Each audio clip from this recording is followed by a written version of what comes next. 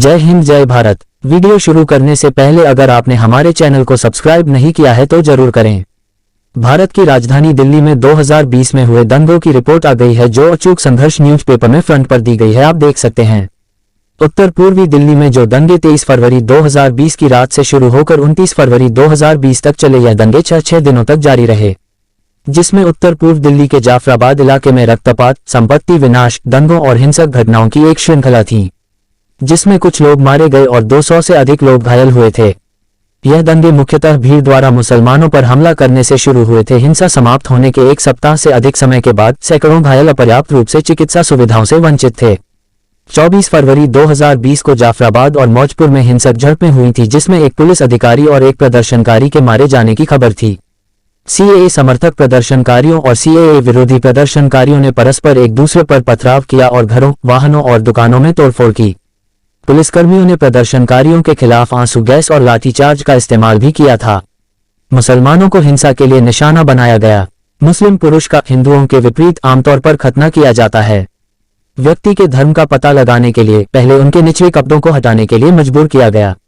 एक अस्पताल में दर्ज की गई चोटों के बीच जन्नांगों पर गहरे घाव थे। नष्ट की गई संपत्तियां मुस्लिमों के स्वामित्व वाली थीं और इसमें कुछ मस्जिदें भी शामिल थीं, जिन्हें दंगाइयों ने तोड़ दिया था। फरवरी के अंत तक कई मुस्लिमों ने इन इलाकों को छोड़ दिया था। यहां तक कि हिंसा से अछूते दिल्ली के कुछ इलाकों में कुछ मुसलमान भारत की राजधानी में अपनी व्यक्तिगत सुरक्षा के लिए भयभीत होकर अपने पैतृक गांवों के लिए रवाना हो गए थे।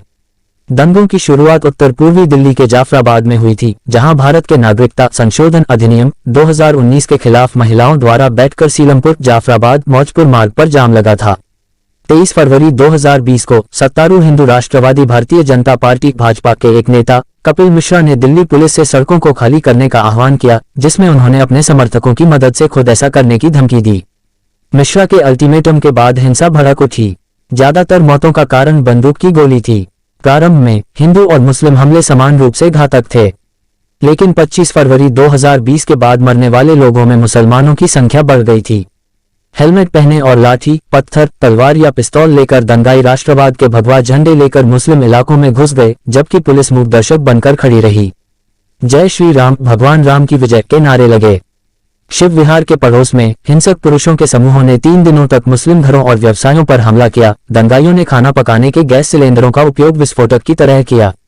पुलिस से प्रतिरोध के बिना उनकी हत्या की गई। कुछ जगहों पर मुसलमानों ने हिंसा करने वालों पर जवाबी कार्यवाही की। 25 तारीख को एक मुस्लिम भीड़ ने एक हिंदू बहुल क्षेत्र में पत्थर फेंका, साथ ही मोलोटोव कॉकटेल और बंदूक से गोलीबारी की। इस दौरान मुस्लिमों के उपचार के लिए सिखों और हिंदुओं के साथ आने की कहानियों भी प्रकाशित हुई। कुछ पड़ोस में धार्मिक समुदायों ने आपसी सहयोग से खुद को हिंसा से बचाया। भारत सरकार ने तेजी से हिंसा को स्वतःस्फूर्त बताया। दिल्ली पुलिस, जो सीधे तौर पर भारत की केंद्र सरकार द्वारा संचालित है, 26 फरवरी को दिल्ली उच्च न्यायालय ने क्षेत्र में अस्पतालों से घायल पीड़ितों को निकालने में मदद करने का आदेश दिया था। भारत के राष्ट्रीय सुरक्षा सलाहकार अजीत डोभाल ने इस क्षेत्र का दौरा किया। प्रधानमंत्री नरेंद्र मोदी ने ट्विटर पर शांति की अपील की। प्रभावित नागरिकों, चश्मदीदों, मानवाधिकार संगठनों और दुनिया भर के मुस्लिम नेताओं ने दिल्ली पुलिस पर मुस्लिमों की रक्षा में कमी पड़ने का आरोप लगाया था। वीडियो में पुलिस को मुसलमानों के खिलाफ दंगाइयों के साथ मिलकर हिंसा करते हुए और कई अवसर पर उद्देश्यपूर्ण रूप से हिंदू गिरोहों की मदद करते हुए देखा गया। प्रत्यक्षदर्शियों ने कहा कि कुछ पुलिस अधिकारी मुसलमानों पर हमलों में भी शामिल हुए।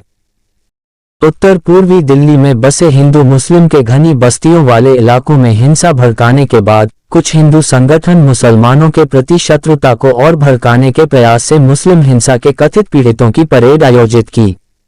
लगभग 1000 मुसलमानों ने दिल्ली के बाहरी क्षेत्रों में स्थित राहत शिविर में शरण ली। मुस्लिमों को उनके घरों को छोड़ने से डराने के लिए कई मुस्लिम इलाकों में हिंदुओं के गिरोह दिखाई दिए।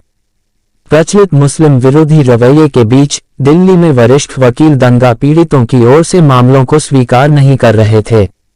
उन मुसलमानों में जिन्होंने अपने पड़ोस में रहना जारी रखा है, हिंसा ने संभावित रूप से लंबे समय तक रहने वाले विभाजन बनाए हैं।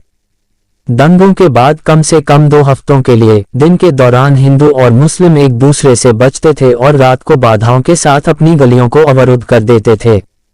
फिर बाद में अदालत में दंगाइयों और दंगा भड़काने वालों की जांच के लिए एक पिटीशन दाखिल की गई। फिर अदालत ने पूर्व जजों की टीम गठित की। अब जाकर 2 साल गुजर जाने के बाद उन जजों ने एक रिपोर्ट तैयार की जिसमें बताया गया यह दंगा फैलाने में केंद्र की सरकार के मंत्री गृह मंत्रालय के अमित शाह जिम्मेदार है और केंद्र के मंत्री अनुराग ठाकुर और बीजेपी नेता कपिल मिश्रा और आम आदमी पार्टी के केजरीवाल भी जिम्मेदार है और पुलिस को दंगा करने देने और इसकी साजिश रचने और दंगाइयों की मदद करने जैसे सबूत पाए गए हैं और जजों की टीम ने इन्हीं लोगों को असल कसूरवार ठहराया है। अब देखना यह है कि अदालत इनके खिलाफ क्या कार्रवाई करती है या फिर हमेशा की तरह इस बार भी यह नेता अपनी ताकत का इस्तेमाल करके अपने आप को बचा लेंगे।